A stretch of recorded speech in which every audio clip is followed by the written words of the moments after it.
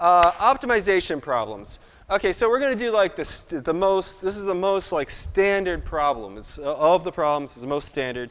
We have a rectangle. We have a rectangle. Now, a question that baffled people for many years, that like in the ancient times, this was really, really tough for them, that perimeter and area are, in a sense, not related. You can have a rectangle with a very large perimeter and a very small area. How do you make a rectangle with a large perimeter and a small area? Long and narrow. That's right.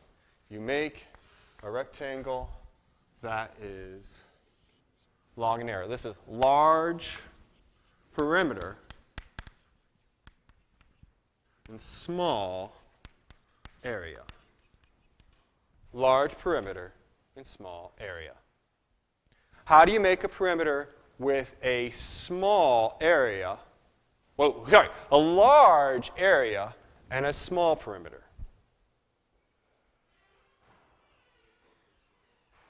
You make it close to a square. You make it close to a square.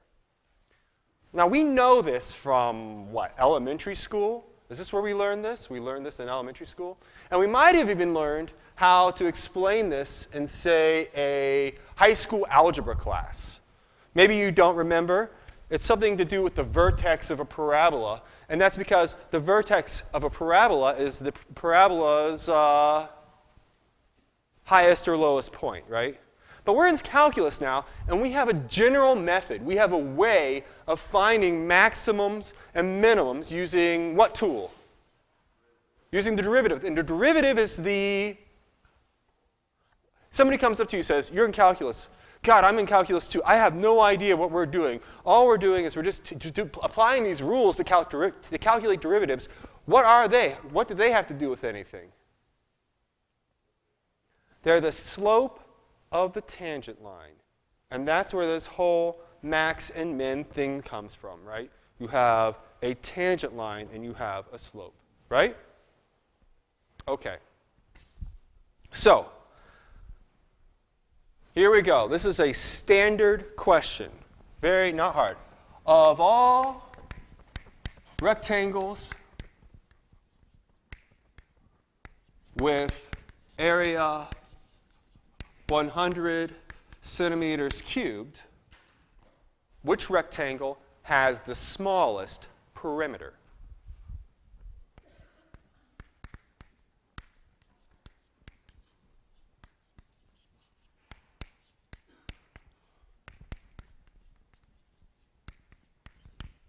Now, again, this question is almost too easy because you could just be like, duh, Bart, it's a square. It's a 10 by 10 square. Done, right?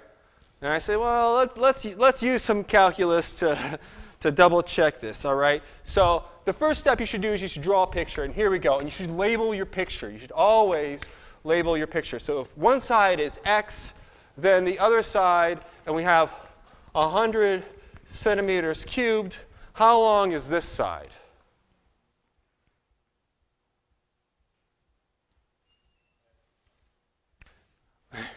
He says, I know it's a square. It's x. It should be 100 divided by x. Those are the two lengths. And now what we do is we write an expression to compute the perimeter. So the perimeter is equal to x plus 100 over x plus 100 over x. Do you agree with me that this computes the perimeter of the rectangle? And we want to minimize this expression, right? We want to make this expression as small as possible. So first step, simplify. So this is going to be, perimeter is going to equal 2x plus, oh, that's easy, 200 over x. That's the perimeter.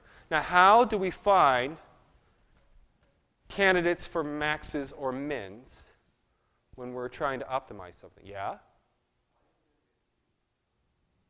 It's because I don't know what I'm doing. Area should be squared. Area should be squared. I'm sorry. My apologies. Okay. Area should be squared. Is it good now?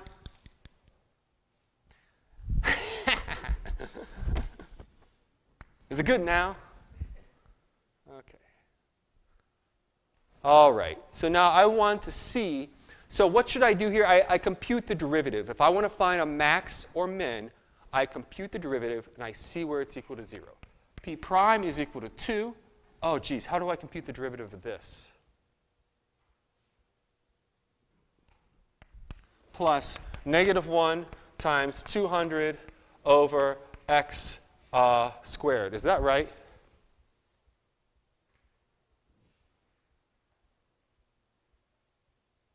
Is that right? I think so too. Because this turns into, this is the same thing as 200 times x to the -1. And then you drop down the -1 out front, and the -1 becomes a -2. Right? All right. So now we need to see where this equals 0. So we're finding critical points is what we're finding. We're finding critical points. So it's going to be 0 equals 2 plus, let's do minus 200 over x squared. Now what do I do? Solve for x. What's the first step? There's an easy first step when I'm solving for x here.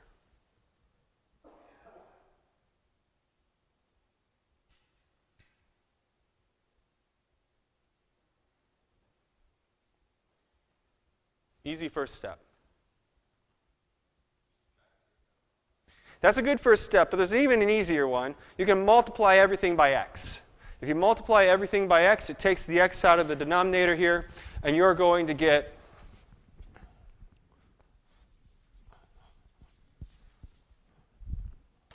we're going to get 0 is equal to 2x squared plus, minus 200. Divide everything by 2. 0 equals x squared minus 100. Put x on the other side. Add 100 to both sides. Equals x squared. X is equal to plus or minus 10. What's it going to be equal to? 10. Now, we should ask ourselves, so that's a candidate for a maximum or a minimum, right? How do we know if it's a maximum or a minimum for the perimeter? You could plug it into the original equation, and you could check points on either side using your calculator. Or we could check the second derivative. Let's look at the second. What's p double prime? P double prime is equal to, oh no, it's equal to, well, this goes away. This is going to be 2 times 200 over x cubed, right? That's p double prime. And if I plug in 10 here, what's 2 times 200 over 1,000? Is it positive or negative? Positive. Positive means that it's concave up, right? If it's concave up, then this point must be, yes, ask. Shouldn't it be -2? Well, let me put a couple extra steps in here when I compute p double prime. Maybe. Let's see. P prime is equal to 2 plus -1 times 200 over x squared, right? That's equal to 2 minus 200 times x to the -2, right? Now when I take the derivative, this term goes to 0. So that's going to be 0 minus, I drop down the -2, minus 2. So that's minus -2. So that's going to be plus 2, right? And then times x to the -3. Oh, there should still be a 200 there, Bart. 200x to the -3, right? That's what I wrote, I think. Although, who knows? Oh, okay, so the second derivative at x equals 10 is positive. So the curve is concave up there. That means that 10 must be a local min. So of all rectangles, what's the one with the smallest perimeter? The 10 by 10 rectangle. Box it in. CM. CM. What do you guys think? Is it okay?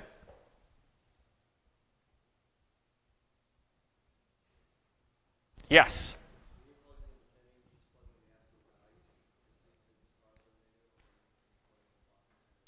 He says, what 10? You got two answers here. What 10 were you plugging in? Well, from the context of the problem, there should be an answer that makes more sense than the other. You should think if the answers make sense, okay? And so you can't have a side length of negative 10, right? So usually you can't have a side length of negative 10. So we plugged in the positive 10. All right? Is it good? Let's do another problem. We're just going to work problems today. Ooh, wait. Yeah, I like this one. Okay. I'm going to start to erase.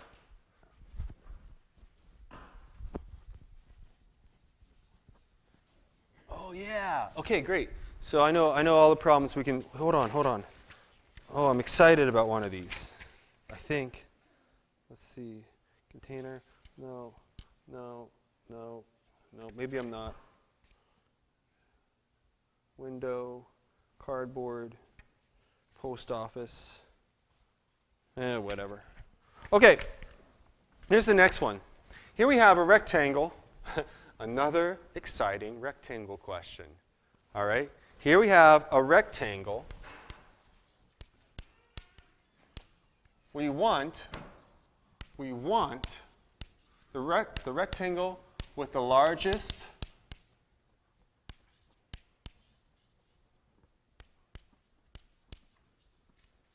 area. The rectangle with the largest area that fits inside the graph, fitting inside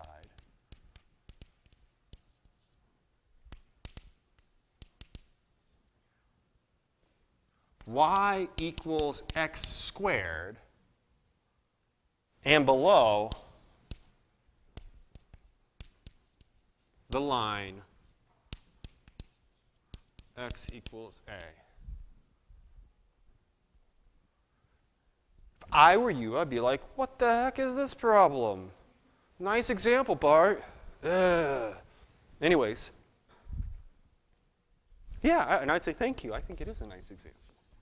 So now, here we go. Let's see what this looks like. Here we go. So here is my plot. And I'm going to graph x squared now.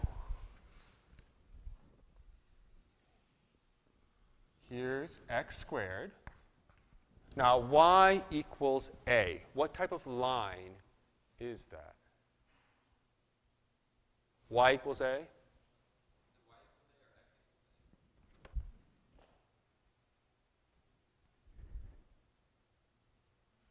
Y equals a. Y equals a. It's a horizontal line because you go up to the y. Yeah. I'm sorry. That was my bad.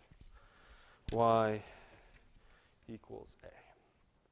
So what's this look like? So now there's that, and here's y equals a.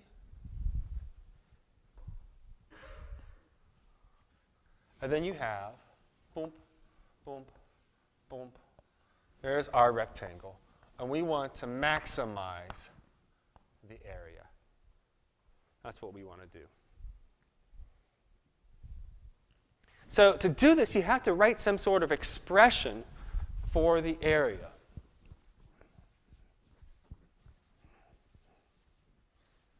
Area is length times width, right? Length times width. Okay, all right. Let me ask you this.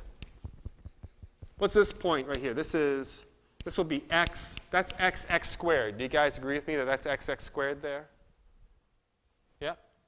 What? If I say so, right? And then this point here, that's x a.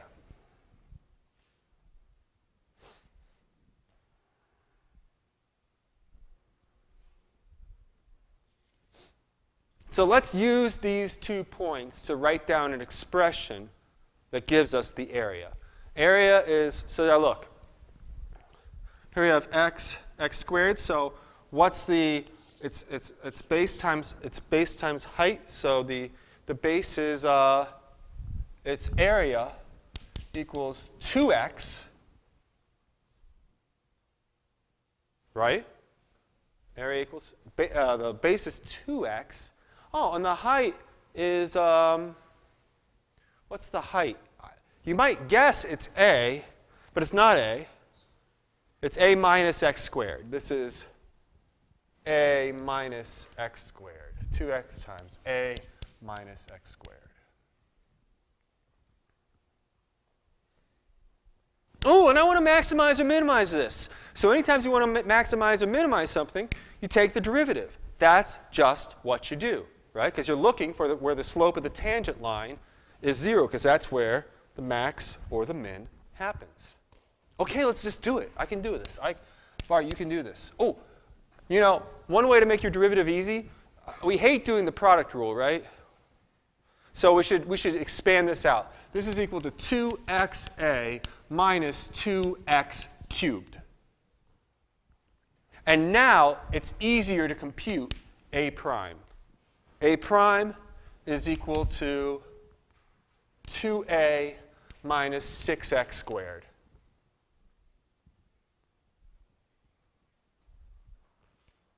We want to see where this is equal to 0. Is that any problem? No, it's a quadratic. It's quadratic. We have a quadratic formula. No matter what quadratic equation you throw at me, I should be able to solve it with said formula. Okay, so now we have 0 equals 2a minus 6x squared. What's the first step that I should do here to make things a little easier on myself? Divide everything by 2. 0 equals a minus 3x squared. And now let's throw everything on the other side because, you know, I'm afraid of negative signs. Let's go ahead and write this out. We get 3x squared minus a equals 0. Okay, quadratic formula. Oh, maybe we can just, maybe you can just, why don't you just divide everything by 3? It's so easy. X squared minus a over 3 equals 0. X squared equals a over 3, right? Right? X is equal to plus or minus the square root of a over 3.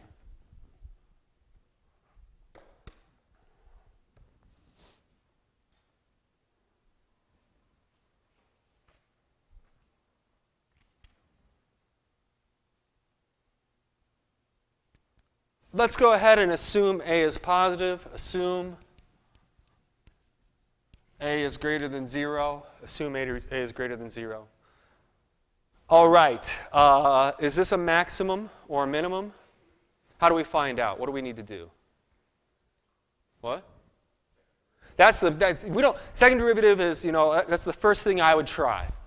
That's what I would always try to do. And so let's compute the second derivative. It should be pretty easy to compute.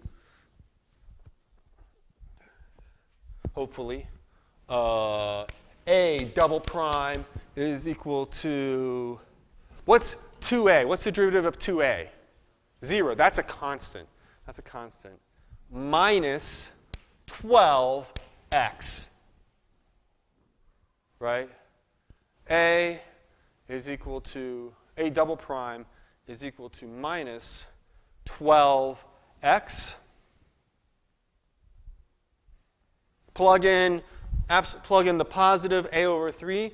Positive is what we want. Because look, where is x over here?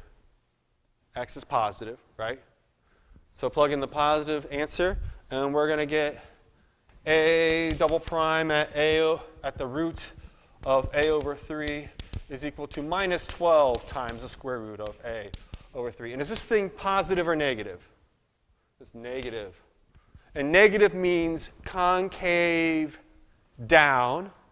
And so concave down tells us that this, so therefore, x is equal to the square root of a over 3 is a max. And they ask us in the question, they asked us for the rectangle. So let's go ahead and just give the dimensions of the rectangle. I'm just going to write it in hot pink here. How long's this side?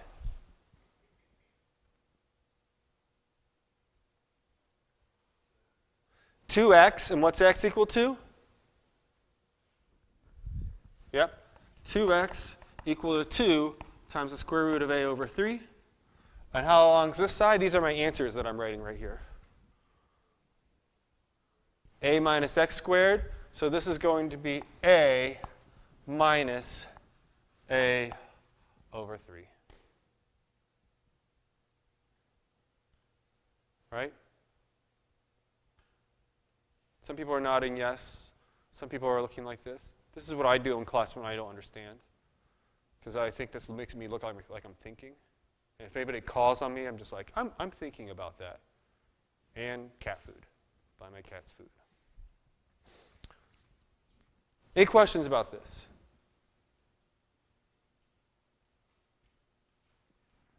All right, let's do another problem. Okay. Oh, yeah. Here we go. Oh, geez.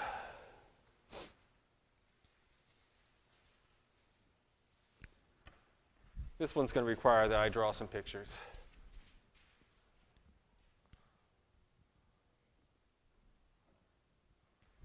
One second. Let me just look at this real quick. I want to know if I want to give you guys some backstory. 8 over 27. Okay. All right. Here we go. So, imagine, if you will, a sphere. A big beach ball. So when are you guys going anywhere for spring break? Any place fun? Good. So you can get a big beach ball, and you can think about this problem when you're playing with the beach ball. You have a sphere, right? You have a sphere. You have a sphere. And we're going to put a cone inside of it. So even if you don't go someplace, you can go get an ice cream cone someplace and think about this math problem. So we have a cone. And this is the largest possible cone inside of the sphere. Largest possible.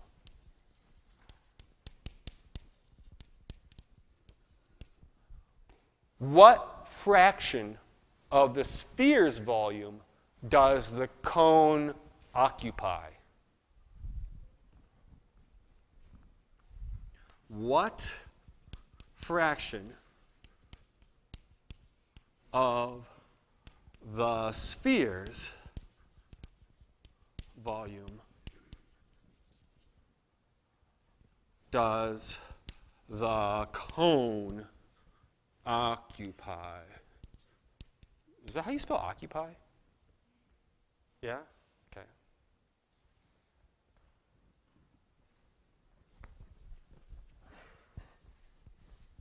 Let's look at a picture of this. All right, so there's a circle.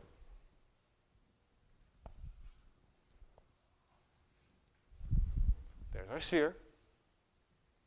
Now, the problem actually says a right cone, but I just imagine that you're imagining a right cone too. So here's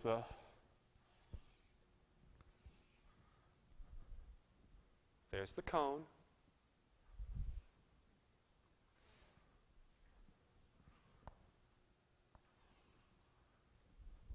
That's like in the middle of the cone going all the way down to the South Pole. That right there is the radius of the cone. Radius, that's the radius of the cone. And the radius of the sphere, here's the center of the sphere. Here's the radius of the sphere. And then here, that's the height of the cone. Look good? Here, this picture is going to be better if I do this. There we go. Isn't that better now? Maybe you guys didn't notice the difference. I think this looks more 3D. Can you see past this thing? Okay. All right. Of course, to do this problem, we have to remember some formulas or whatnot that stupid Dr. Snapp always forgets. Okay, so let's see what's going on. Oh, yeah, okay, here we go. This is great. Here we go. So the volume of the cone, so right, V sub C, put a little c down there, is pi r squared h all over 3.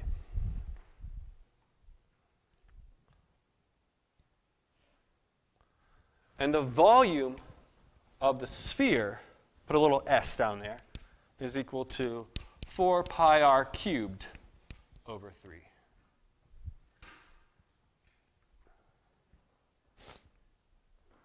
Ooh.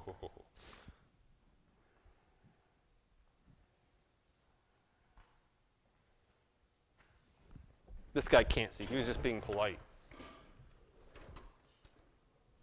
I'm going to wreck up this place.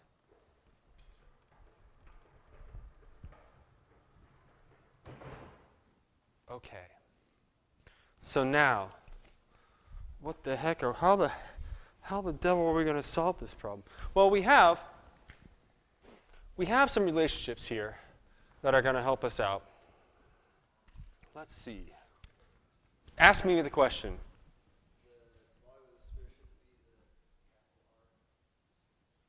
Absolutely, it should be capital R. Yeah. Yeah. Yeah.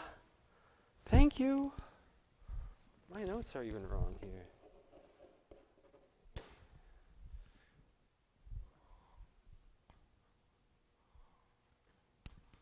Like so. Good?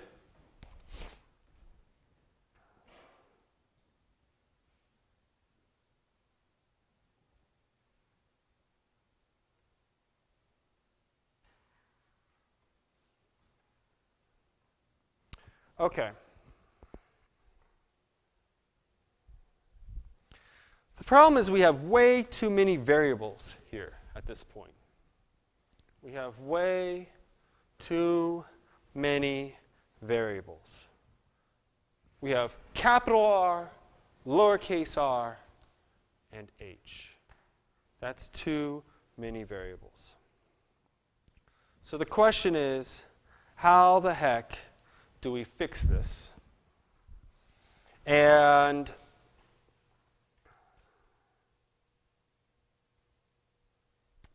yeah.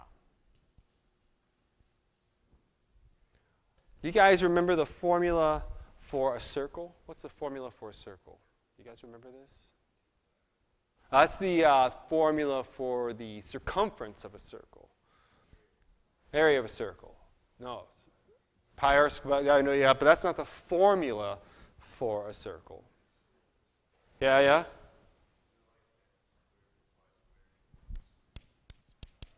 Yeah, equals r squared, right? So what we want to do is we want to make sure that this is like, this point here is on some circle, right? It's on some circle. And what's the radius of that big circle that this point is on? Capital R, like I just wrote. And so we're going to have, let's see, the x coordinate of this is going to be r. So it's going to be lowercase r. This is really just the Pythagorean theorem, by the way, right? That's what this is. Plus something equals r squared. And then what is this something squared right here? What's that going to be? What's the, can anybody tell me what that y coordinate is there? It looks like h, but it's going to be h minus r. H minus big R, right? H minus big R.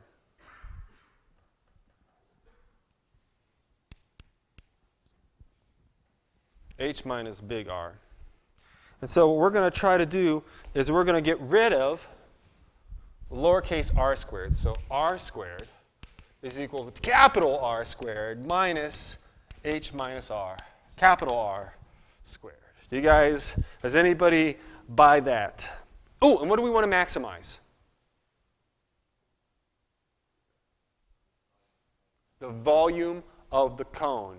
And so what we're going to do is we're going to plug this thing into the volume of the cone. That's what we do.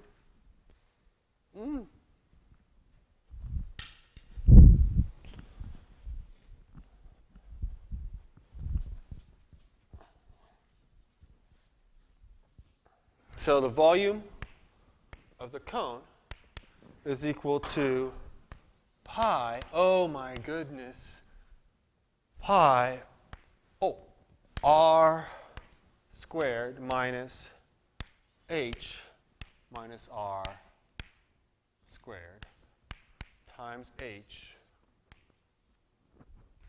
all over 3. Anybody agree with that? And we want to maximize this. What do we maximize this with respect to? What's the variable that's changing here? I have r's and I have h's. What's changing? H. H is what's changing. So we're going to take the derivative of this with respect to h. Right? Take the derivative with respect to h. And what's going to make our life a little bit easier if we do first? I think if we expand this out, it's going to make our life a little easier. So let's do that. So this is VC equals, yuck, pi times r squared. What's this? Minus h squared. H times negative r is plus 2hr plus, minus r squared all times h all over 3.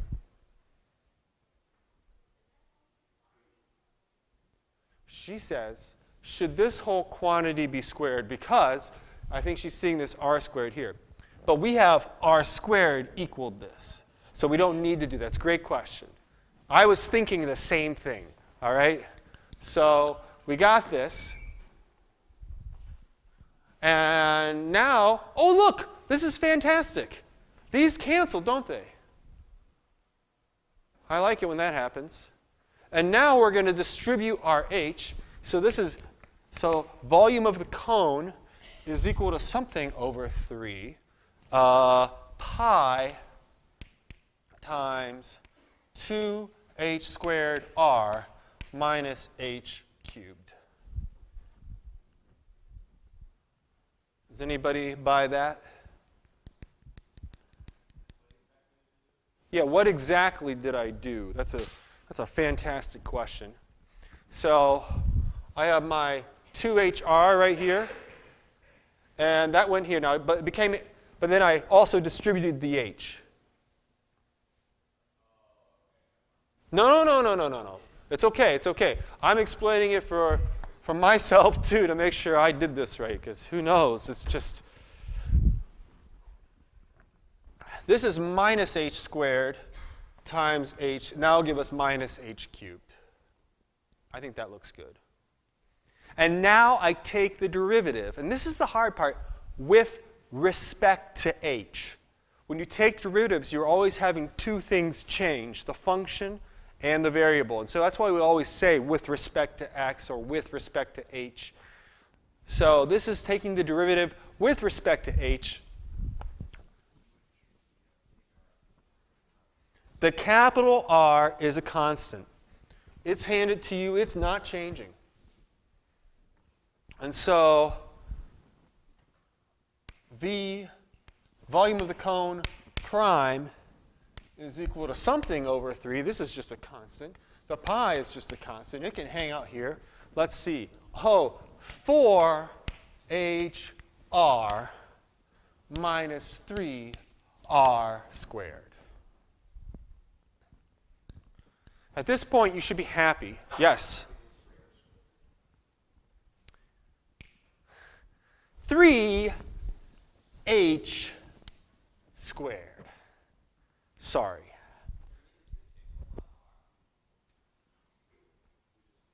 R is not changing. Because R is not changing, it's a constant. We made the sphere of radius R, and it's not changing at all. The only thing we're changing here is we're moving this cone up and down. And think about it. Because we've written lowercase r in terms of these things, we're basically explaining how to widen the cone as we move it up and down. OK, so this is the derivative. And we should be happy at this point.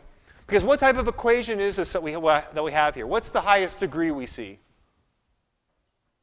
Squared, right? Bart can solve quadratic equations most of the time, especially when people aren't looking at him. So now we have 0. So I want to set this equal to 0 to find the critical points. Is equal to 3 times pi times 4HR minus 3h squared. And what's the simplify? What am I going to do first? I want to simplify this. Get rid of the 3 by multiplying both sides by 3. The 0 kills it. Get rid of the pi by dividing both sides by pi. The pi doesn't matter here. So I can multiply both sides by 3. The 0 takes care of it.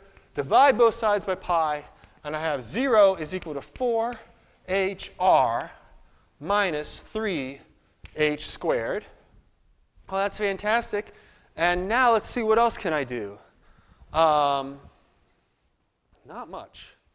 What can I do? There's something else I can do. I can factor out an h. In fact, could h possibly be 0 if I want to maximize the volume of the cone? No. I'm just going to divide both sides by h. Divide both sides by h, and I get 0 is equal to 4r minus 3h. Put the 4r on the other side. I get minus 4r equals minus 3h. Divide both sides by 3. 4/3 r equals h. There we go. I've done a lot of math, and it's unclear what any of it means, but we'll find out here. Maybe we can figure this out. So 4/3 r equals h. It's saying 4/3 r equals h. It does make sense. Whew. OK? So we're saying if this is r here, we go up 1 more third. And that's the height of our cone, the maximum size. That makes sense. Excellent, excellent. Now, how do we check to see if we just found a maximum or a minimum? We use the second derivative. We use the second derivative. Yeah, let's do it. Time to take some second derivatives.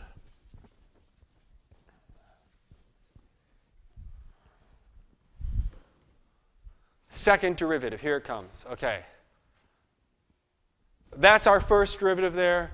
So let's take the second derivative. V double prime is equal to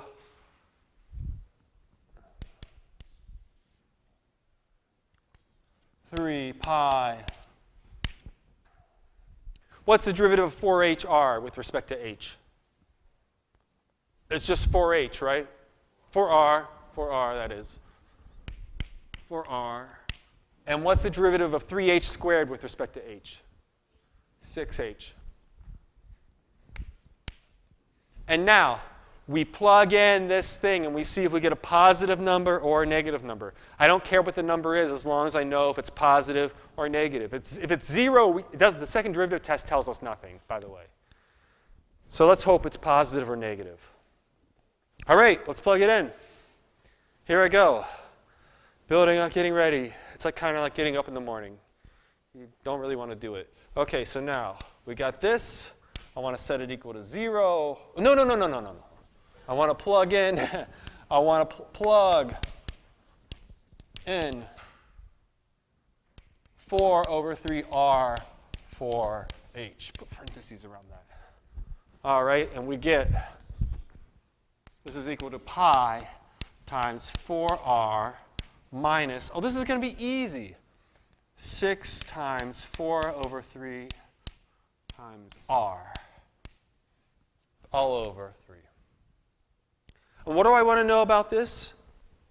Positive or negative? I don't care about anything else. Just is it positive or negative? So I only really need to focus on one thing, and that is the numerator positive or negative? The numerator, what's 6? Factor 6 for me. 2 times 3, right? 2 times 3. So the 3's will cancel, and I'll be left with 8. What's 4r minus 8r? Is it positive or negative? It's negative. So this is negative. Negative. Oh, geez. Prognosis negative. Is that good or bad? I don't know. What's negative mean as far as concavity is concerned? Concave down. Because negative is down. Concave down. Oh, and so that means we've found our maximum, right? We found a maximum. Fantastic. So this is our maximum, but the question's asking something different. So this is the maximum height. It says, what's the ratio of the volumes, right? So we have to plug these in and do a fraction. How many people like fractions? And nobody raised their, one person raised their hand. Okay, that's nice.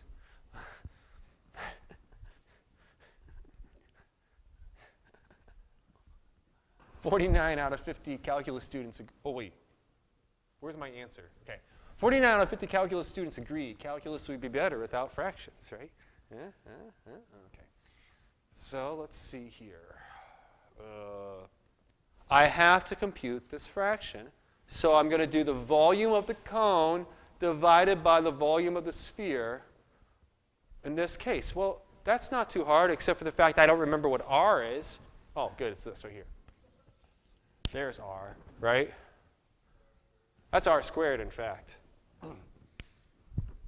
So we have pi times, r minus h minus r squared, times h all over 3 all over 4 pi r cubed over 3. Do you guys want me to do this, or you guys want to not do this? It's up to you. She shook her head no. Does that mean that you don't want to do it? Or I don't care. I won't make a value judgment. She says she doesn't care either. You plug it all in and you get a fraction. What do you say? He says the 3's cancel. 3's cancels, Bart. Stop being, he's telling me stop being such a baby, Bart, and just solve the problem. And the pi's cancel, right? And let's see. We are supposed to plug in h here, by the way. But let's simplify it down just a little bit before we do that. I have my squared in the wrong place in the top. Right here? Minus infinity for me. There we go. So now, let's simplify this. We'll simplify it. So the numerator becomes r squared minus h squared plus 2rh minus r squared all times h all over 4r cubed. Distribute the h, and simplify some more. We're finding the ratio of the volumes. That's what we're doing. I haven't forgotten yet what we're doing. Okay, so I don't think, oh, we can cancel these r squares here, thank you. And so this becomes minus, this becomes 2rh squared minus h cubed all over 4r cubed. Right? Plug in this for h, and we're going to get 2r times 4/3 r squared minus 4/3 r cubed all over 4r cubed. Is that right? And then you know what? You could leave your answer like this on a test. So I think I should be allowed to leave my answer like this for you guys right now. What? Oh man, he's like, you can get rid of all kinds of stuff, Bart. Yeah, this is just r cubed, isn't it? Okay, fine. All the r's go all the r's go away. That's true. Minus 4/3 cubed all over 4. And now we have a number. Yeah, r is all canceled. It's not important. Yeah. Okay, I'm stopping there. I'm not doing any more. Okay. What time is it? It's time to I think we're done. All right? Have a nice break, everybody. I'll see you Monday.